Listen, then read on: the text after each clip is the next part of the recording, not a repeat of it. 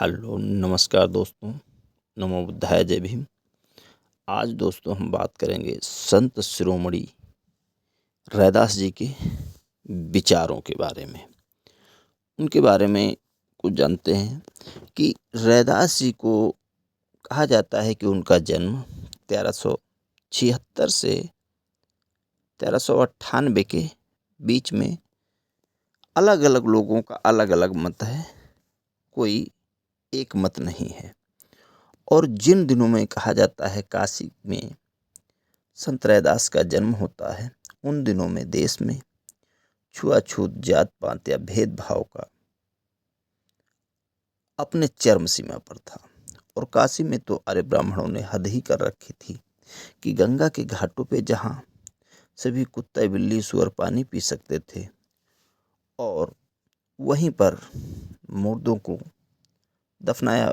को बहाया भी जाता था गंगा में, परंतु रैदास जी को स्नान करने से इन्हीं आर्य ब्राह्मणों ने रोका था।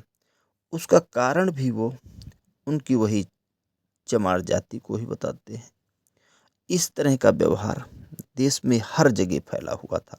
हम सभी बहुजन वर्ग के लोगों को ये पता होना चाहिए कि हम सभी प्राचीन श्रमण परंपरा के वाहक रहे हैं, जो कि श्रमण परंपरा हमारी कर्म प्रधान परंपरा थी। इसी पर रविदास जी सभी बातों को कहते हुए आगे ये कहते हैं कि जहां रोजाना इतनी लाशें बहाने के बावजूद सुअर कुत्ता बिल्ली पानी पी रहे थे और हमें पानी पीने से रोका जाता है, हम अछूतों को, ये कौन सी मानवता है। इन्हीं सभी बातों को लेकर के रविदास जी ने अपने समाज में एक विद्रोह की क्रांति कर दी, जो कि मानवीय जीवन के मूल्यों पर आधारित थी। इन आर्य ब्राह्मणों ने पहले वर्णों का निर्माण किया और फिर जाति का, और फिर उस जाति के अंदर में जाति का निर्माण किया। और जाति में क्रमिक असमानता के कारण एक जाति दूसरी जाति के साथ में नीचता या भेदभाव का व्यवहार करती है। इसी पे रविदास जी लिखते हैं कि जाति जाति में जाति है, क्यों केलन के पात, रैदास मनुख ना जुड़ सके, तब तक जाति न जाते।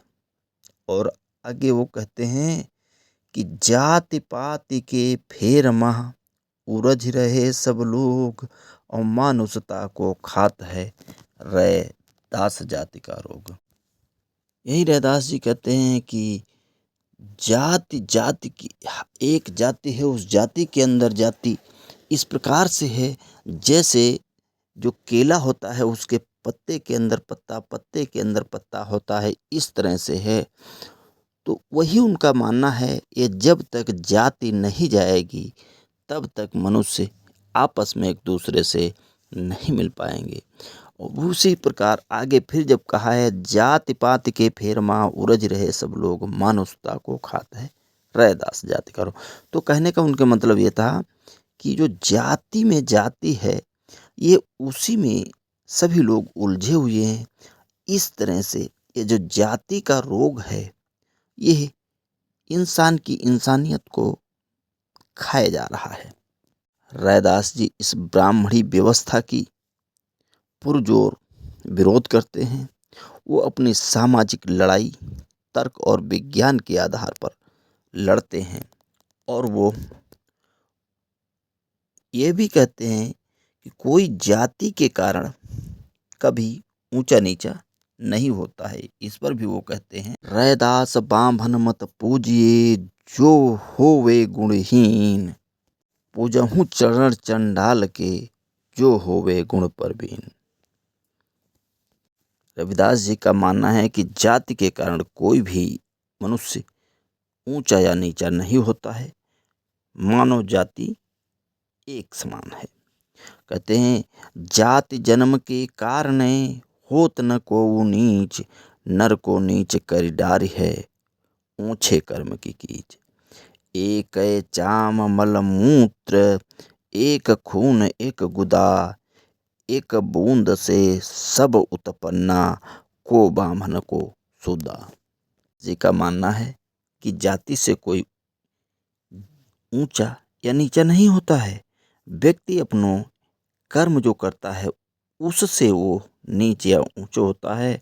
और उनका ये भी मानना है कि एक ही चाम एक मलमूत्र, कि हम सब एक खून एक गुदा, कि हम सभी का एक ही चमड़ा है, एक ही तरह का मलमूत्र है और खून है, और सभी कुछ से जब एक है और हम सभी लोग एक से ही पैदा हैं, तो फिर हम कहाँ से ब्राह्मण और कहाँ से शूद्र हो गए।